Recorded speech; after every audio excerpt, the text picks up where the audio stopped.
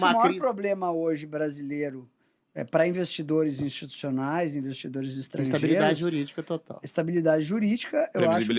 Previsibilidade jurídica, estabilidade e segurança jurídica. Eu acho que hoje é o grande problema no Brasil, né? Tanto que um dos mais famosos ministros da Economia fez uma frase que é famosíssima, que diz, no Brasil até o passado é incerto. Isso aí. Então, assim, eu acho que esse é o grande problema de se investir no Brasil, é a insegurança jurídica e essa... E eu acho... Sabe o que eu acho curioso dessa negócio da anistia? É que não teve nenhum crime ali. Não. E aí os caras estão discutindo uma anistia. Os caras estão discutindo uma anistia. Bom, a PT fez isso 10 vezes já. Os caras queimaram lá, jogaram bomba lá. Prédio da Carmen Lúcia. Tu dá uma cesta base. Dá uma cesta base. Assim, nunca foi crime não, já teve vídeo que entrou no Congresso, deu flechada em segurança do Congresso. Tem vídeo de segurança da Polícia Legislativa com a perna, com a flecha atravessada na perna. O que eu acho efetivamente é que nem crime teve. Não, a merda, você tocou no ponto crucial. É que anistia é um nome de bosta. Como é que você dá anistia para um crime que não foi cometido? Aí até o Lula, que é safo, chega e fala, olha, eles estão admitindo que eles deram golpe. O Bolsonaro está admitindo que tentou me matar. Falou desse jeito. Tentou matar o Alckmin. Ou seja, você não cria um princípio de anistia para um crime que não houve. Para uma invasão de um patrimônio público que foi pelo desespero. Esse nome é uma bosta. É uma merda. É justiça. A gente quer justiça. A gente quer justiça. E justiça para de verdade. Pessoal.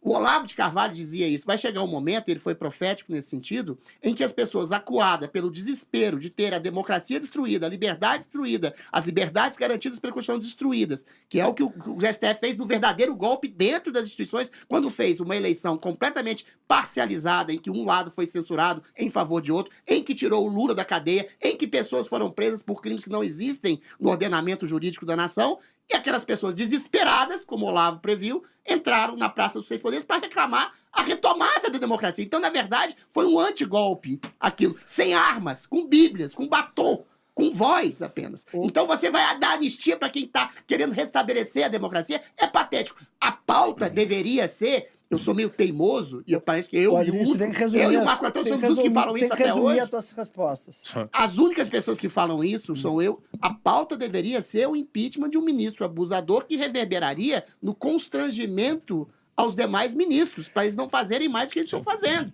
Entendeu? Mas não, a direita colocou isso no bolso e está andando com a anistia. A anistia é válida, não como nome, mas como justiça. Mas... ela emperra no Hugo Mota, emperra no Davi Alcolumbre, emperra no acordo espúrio que foi feito, que não deu em rigorosamente nada. Você lembra que o PL votou no Hugo Mota? Votou no Davi Alcolumbre? Você lembra que quando a gente era condenado e crucificado, porque a gente estava falando esse acordo fede mal? Fede mal e está apodrecendo, porque o Hugo Mota é um oportunista, está sendo chantageado pelo Supremo Tribunal Federal, porque o pai dele tem problema de emenda parlamentar lá de desvio, e eventualmente não está fazendo nada, e não vai fazer nada. Para não gerar também uma cisão tão grande com a questão, porque eu estou apoiando todos os movimentos em prol da anistia, o Adriles também, eu sei que ele apoia, mas para não virar um corte em desfavor do que a gente está fazendo e falando, é o seguinte, o grupo decidiu que vai ser a manifestação em prol da anistia, vamos com o grupo. Então eu tenho, sim, esse senso de pertencimento aproveita e responde por que a direita é tão desunida. Acho que, aí são umas 5 horas de podcast que eu não sei nem a resposta disso direito, mas eu acho que a pauta, o Adriles falou, julgamento de gente que nunca podia estar no Supremo sendo julgada como se tivesse foro por prerrogativa de função a partir de uma interpretação esquizofrênica de propósito do regimento interno. Não existe interpretação. Entendeu? Não, existe criação de texto normativo que nunca existiu. Na forma de ordens, mesmo de decisões. E, ao mesmo tempo, eu vejo como que isso semanticamente é ruim, como bem disse o Adriles. O que você está anistiando? E outra, se abre a porta para outras discussões bizarras. Então é que nem a anistia de 79? A anistia para os dois lados? A gente está anistiando os ministros também?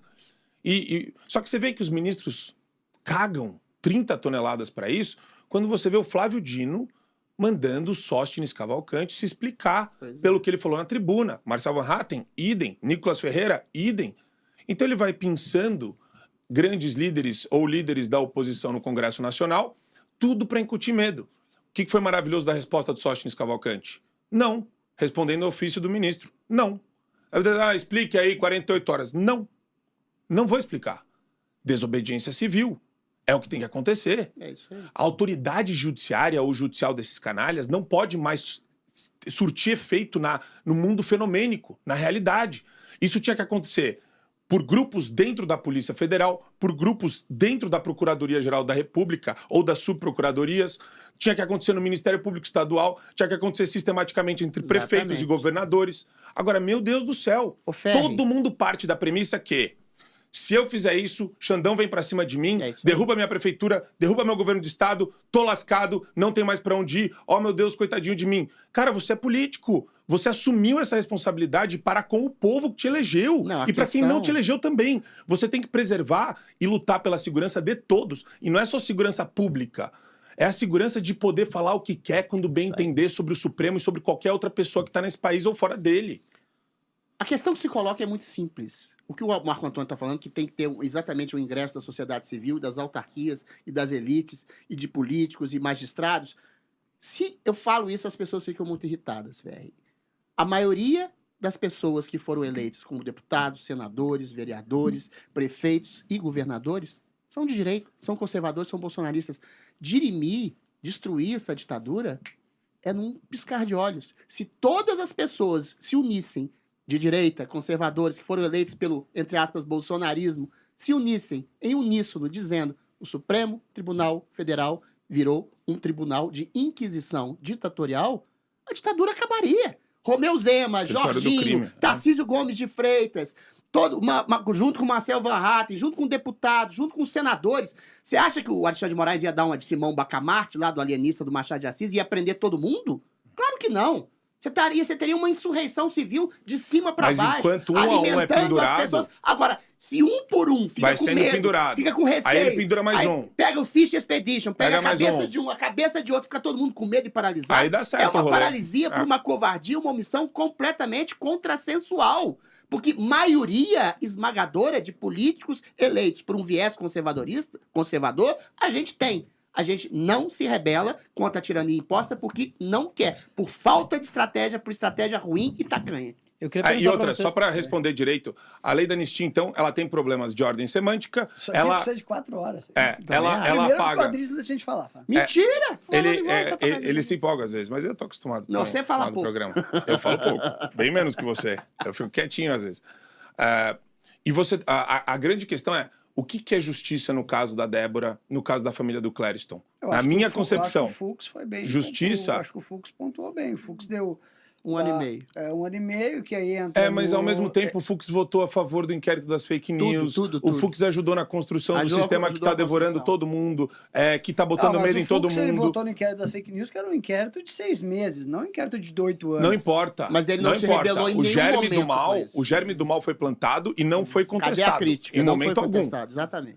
Não teve. Olha o André Mendonça. É isso aí. Cadê o André Mendonça usando o X que nem o Barroso usa? Cadê o André Mendonça dando entrevista que nem o Gilmar Mendes dá? Nada. É a cadelinha? É uma cadela e tá recebendo o quê? Tá com medinho de falar de quem? Sabe?